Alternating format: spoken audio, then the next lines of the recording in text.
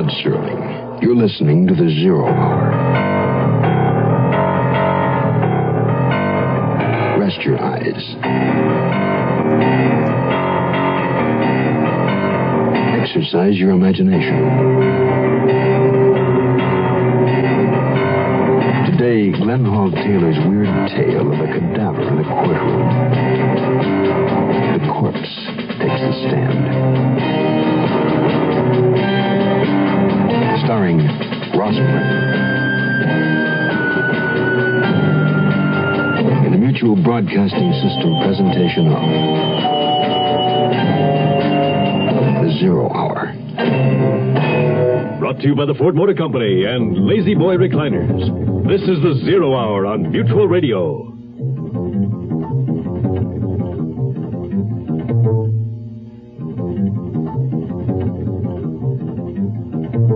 Welcome, ladies and gentlemen, to your local Ford dealer's Late Late Show and our feature presentation entitled, It's Clearance Time.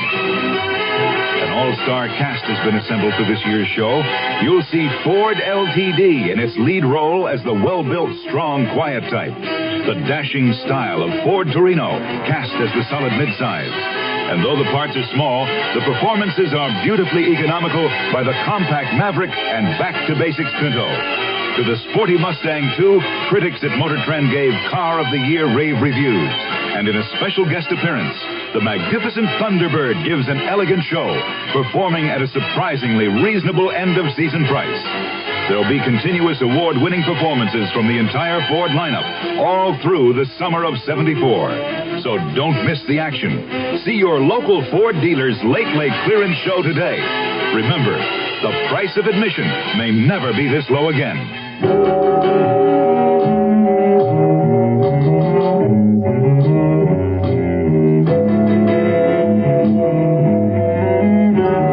textbook on criminal investigation advises that the questioning of a witness must be formulated according to his mentality. And there are rules to guide the interrogation of witnesses who are reluctant, unreliable, garrulous, shy, or truculent. But nowhere in the textbook does it suggest how to proceed with the questioning if the person on the witness stand is dead. Therefore, when faced with a corpse in the courtroom, District Attorney Benedict Varna is forced to extemporize. As our story opens, the DA is talking with his assistant. There wasn't anything the judge could do but recess the case. You mean to say the body of William J. Williams was actually seated on the witness stand? Sure as I'm district attorney. Our key witness was not only seated on the stand, deader than yesterday's news headlines, but the perpetrator of the gruesome joke had managed to prop one arm upright so that he appeared to be taking the oath. How was he killed? He'd been shot. Twice. In the head. Any indication of how they got the body into the courtroom? Police are working on that right now. So far, it's known only that the corpse was there when the courtroom was unlocked this morning. Any idea who was behind the bad joke?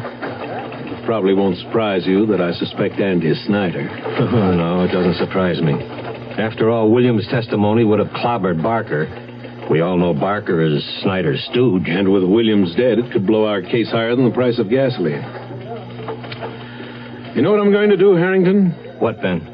I'm going to pay Andy Snyder a personal visit.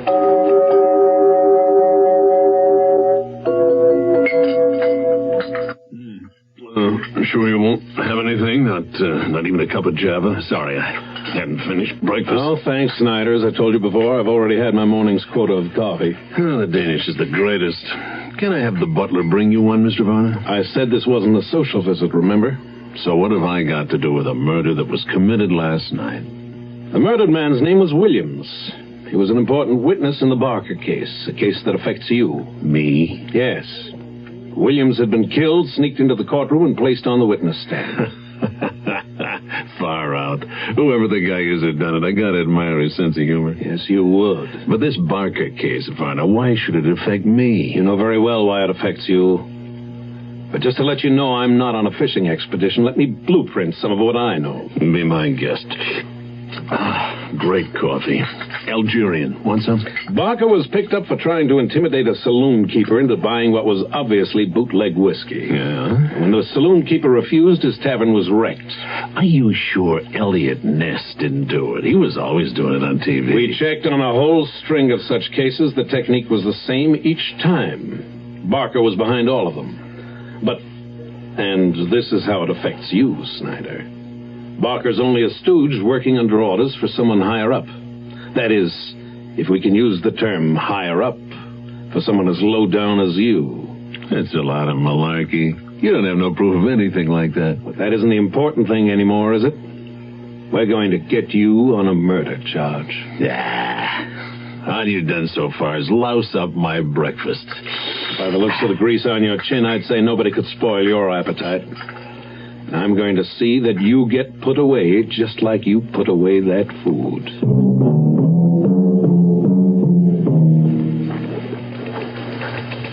Well, Chief, how'd you make out with Snyder? Actually, I didn't expect to accomplish anything. I just got so sore over that tasteless corpse thing, I had to tell him off right away. One thing I can't figure, Ben. What's that? Well, Snyder wants to maintain a respectable front on account of his political ties. So why would he jeopardize it by killing Williams? I don't think he did the job himself. Snyder undoubtedly let out a contract on Williams.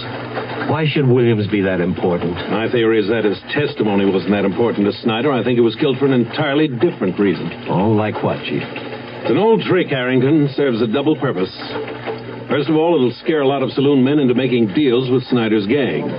Secondly, it'll serve as a warning to anyone else who might be tempted to testify against Andy Snyder. Mm-hmm. You see, Harrington, they... Oh, excuse me.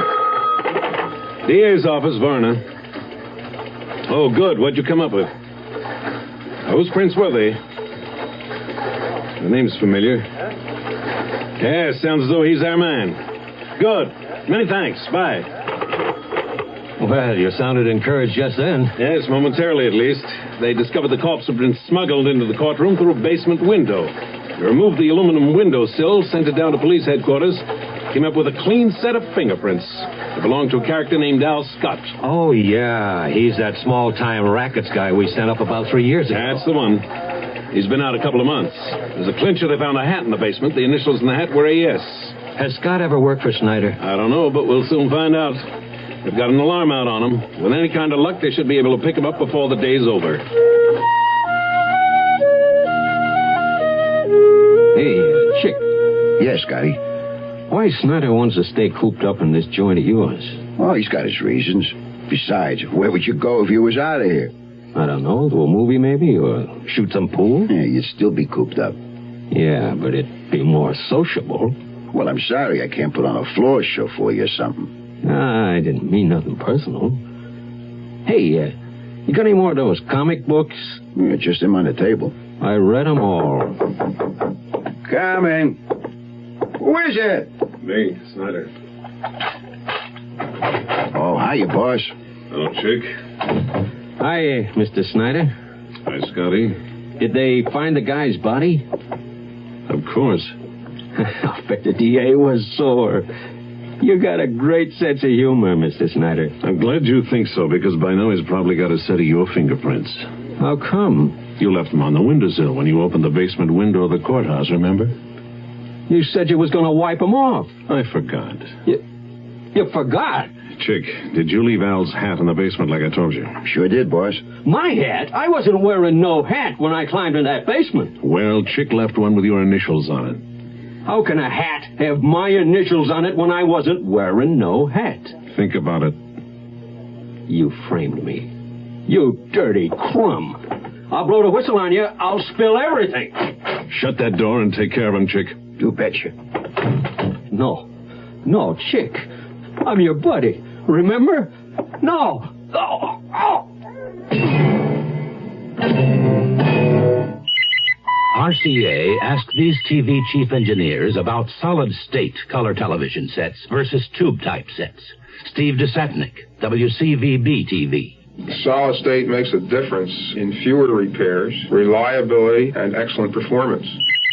Robert Porter, KMEX TV. 100% solid state generates less heat, and therefore the components should last longer. In a nationwide survey, 95% of the TV chief engineers polled said they'd prefer to buy solid state for their next color TV. All the new RCA sets are 100% solid state, the XL100s. Charles Abel, KFMB TV. I just recommended to my son that he buy an XL100 solid state set because of the greater reliability with less maintenance. For color, for reliability, consider the new RCAs. Every one is an RCA XL100. 100% solid state. Don't settle for less. There was a time when you were counted, when you knew it really counted, when you had to stand up for the things you believed in. There was a time you gave all you got, because your country meant a lot. Be proud of what you were, be counted again. Be counted again, and stand up tall. You served your country. You answer the call, be counted again, and stand up tall. When one man stands for truth and honor, he speaks for us all. Be counted again, and stand up tall. You served your country, you answer the call.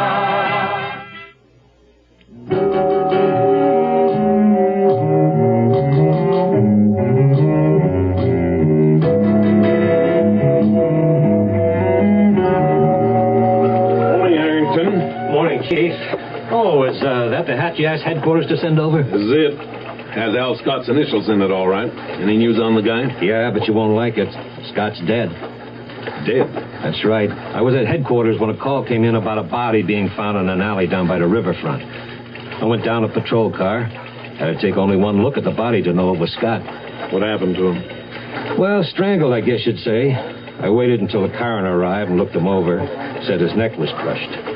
Could you tell if the murder was committed there? My hunch is it wasn't. It wasn't nothing but warehouses in that area. Nobody'd go there at night. I think maybe he was dumped there after he'd been killed. From a car, maybe, huh? Is the alley wide enough for one to be driven through? Oh, yeah, plenty. But if you're thinking about tire tracks, Ben, no signs of any. You suppose Snyder might have had him killed, too? It's possible. You know, I've had a hunch about those clues that were found in the courthouse basement. They're much too obvious, especially the hat. You mean you think they were planted? Well, figure it this way. Anybody with a criminal background would know better than to leave prints in a conspicuous place. And he'd certainly be smart enough to retrieve his hat if it got knocked off or if he dropped it. That would mean that someone else was along on the job with Scott. Someone who planted those clues without his knowing it. Exactly. But who? Snyder, maybe? No, I don't think so. He usually has someone else do his dirty work. So he throws Scott to the wolves in order to cover up the first murder. You're zeroing in. Where's the body now, Harrington? Oh, down at the morgue. You want to see it? I don't really want to, but I know I have to. Let's go.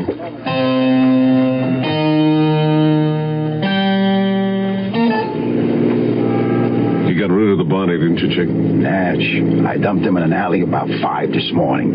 And the cops have probably found him by this time. Between the stiff and the other clues, the DA will be running around in circles. More than likely. Does that mean we lay low for a while? Why should we? Well, if we start to move the booze again, the DA might still tie you to the operation. I won't have to appear in the picture at all now. But we need you to lay on the pressure, boss. You won't have to use pressure. If you run up against a stubborn saloon keeper, just use Williams as an example. That ought to make him listen to reason. Yeah, I guess it should. I went over to the distillery this morning. They have a new batch ready to move, so start taking orders for it. Sure. When? As of now. Okay. Hey, how is the new batch? Well, I'm glad I don't have to drink it myself, but it's fit for public consumption. Meaning nobody will drop dead at the bar. Okay, Chick. I'll drop you here where it'll be easy for you to hail a cab. I've got to turn off the next corner. Thanks, boss. I'll get right on the sales pitch. Good. Report to me at my apartment this afternoon.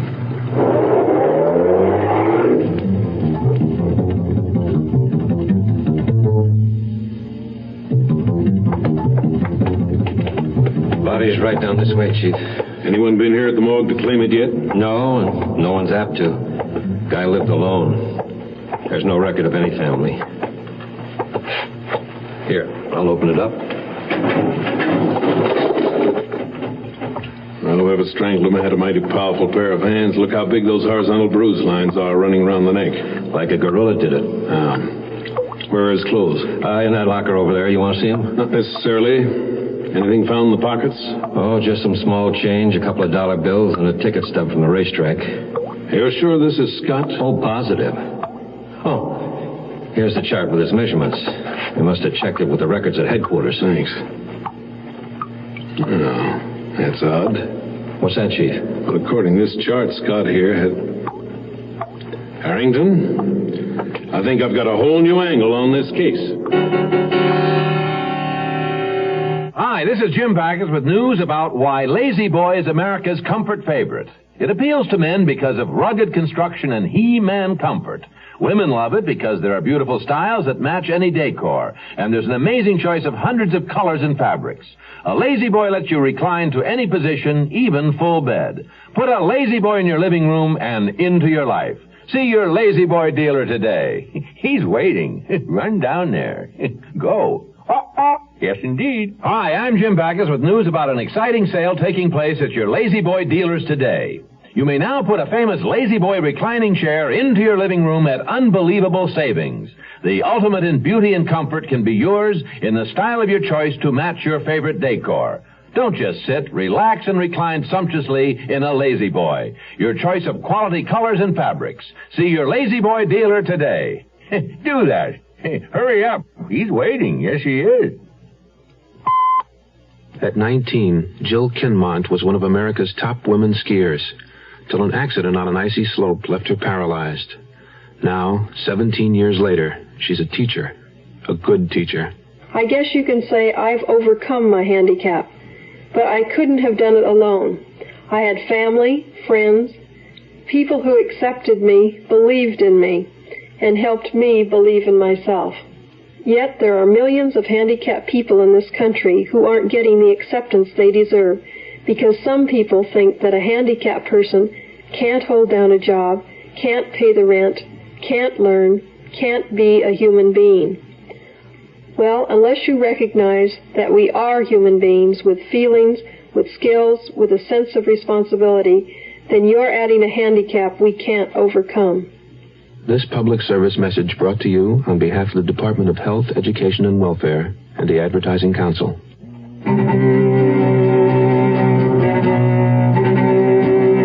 I'm pretty good, boss. Glad to hear it, Chick. How much stuff did you unload? Nearly 400 cases. Good start. Any protests? Nah. A couple of saloon keepers beefed, but they signed orders right away when I mentioned what happened to Mr. Williams. Just like you said they would. I knew it'd work. It's an old, reliable system. Excuse me, Chick, while I get the door. Good afternoon, Snyder. Oh, hello, Varner. This is my assistant, Mr. Harrington. Well, come in, both of you. Thank you. Well, look who's here, Chief. Mr. Chick Ennis. Oh, hello, Ennis. How's the strong-arm business these days? I think I'll be running along, Mr. Snyder. Okay, Chick. What's your hurry? Well, what do you mean? Hey, look, I got... Sit down. What do you want? I want to talk to you about an old pal of yours, Al Scott. I suggest you stay, Ennis. Yeah, but You might as well do as they say, Chick, until we find out what's on their minds. Yes, you might as well. We have a few more questions having to do with the death of Mr. Williams. Glad to cooperate, gentlemen. Fire away. First of all, Snyder, we have very definite clues which point to a man named Al Scott as the murder suspect. Oh, really? Yes. One clue was a set of fingerprints. The other was a hat. Sounds as though you're onto something. Very definitely. You see, we think those clues were planted in order to mislead us. Who would go to all that trouble, Varner? I'm certain you would. Are you still trying to link me with the murder of Williams? We no longer have to try, Snyder. Look, Varner, I don't have to take this from you. I'm not going to talk to you anymore without my attorney present. That's certainly your privilege. And my mouthpiece is the best money can buy. Everything I got is the best. Just remember, Varner, I'm the top man in my business. You better get off that ego trip, Snyder. Your big head has put you right into the gas chamber. Wait, what do you mean? You ever see this hat before? No. Why? It was found in the basement of the courthouse. It's your hat, Snyder. You're crazy. How's that, Ennis? Well, that hat belonged to Al Scott. How do you know? Because... Shut up, Chick. Because you planted it there? He never saw it before. Let him answer the question. Well, I ain't talking without Mr. Snyder's lawyers. You talked enough already. Right, Chief? Right, Harrington. No one in this town is going to hang a murder rap on me. As I said before, Snyder, your big head has led you right to the gas chamber. I don't know what you're getting at. Just this. I thought that this hat with the initials AS did belong to Al Scott. But when I went over his measurement chart at the morgue, I was somewhat astonished at the small size of his head. And when I recalled that this hat is size 7.5, I suddenly realized the initials AS also stood for Andrew Snyder. Boys, You idiot. You took my hat from the back seat of the car instead of Al Scott's. honest, boy, believe me, I Shut got up, you call it, you two. Cool it now. That's better. I get the cuffs on them, Harrington. With pleasure, boy. And don't feel too badly about being trapped by the size of your head. Chick here was trapped by the size of his hands. What do you mean, trapped? Precisely that. That's right, Chick. Your paws are so big I could barely get those cuffs on your wrists. Man, you got fingers like bunches of bananas. I'd like to get them around your neck. Which is exactly what you did to Al Scott. Who says? The strangle marks. You left some mighty impressive evidence on his throat. Anybody could have done that. Anybody with hands the size of yours, you mean? You'll never win any arguments here, Harrington. Save them for the courtroom. You won't win him there either. You got no witnesses. On the contrary, you supplied us with an excellent witness. Who's that? Mr. Williams. Even though he's a corpse, when you put him on the witness stand, he practically convicted both of you. That's right, boss. You can thank Williams for the whole mess we're in. Well, boys, where you're going, you'll be able to thank him personally. And when you see him, thank him for us, too.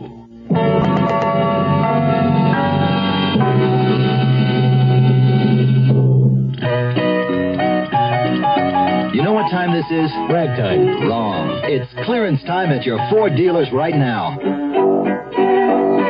You know what that's time for? A waltz. A smooth deal on all his Ford pickups, Broncos, Rancheros, and vans. Prices may never be this low again. And... I should march right down there, right? Right, because you'll also see Ford's all-new Super Cab pickup. Super Cab? It's stealing the march from all the other two-door pickups for roominess. Super Cab is the only two-door pickup roomy enough for a rear bench seat. Holds a family of 6. I didn't know that. And you can fold the optional bench seat down for cargo, or get optional fold-down facing jump seats. Or without rear seats at all, you've got 44 cubic feet of load space behind the front seat. I didn't know that either.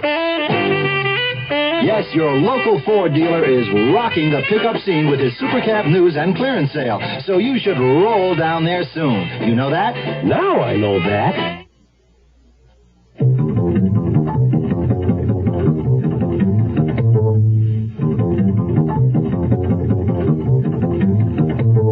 I'm Rod Serling. Close your eyes, exercise your imagination, and join us again on our next presentation of The 0 Hour. The Corpse Takes the Stand was adapted for radio by Glenn Hall Taylor. Ross Martin was heard as Benedict Barna. Featured in the cast were Billy Lally, Mike Rye, Dick Ryle, and Johnny Hamer. The 0 Hour, created by J.M. Kholos, directed by Don Hills, is produced in Hollywood for the Mutual Broadcasting System by Radio Productions Incorporated. Music is composed and conducted by Stanley D. Hoffman. Rochelle Sherman, associate producer.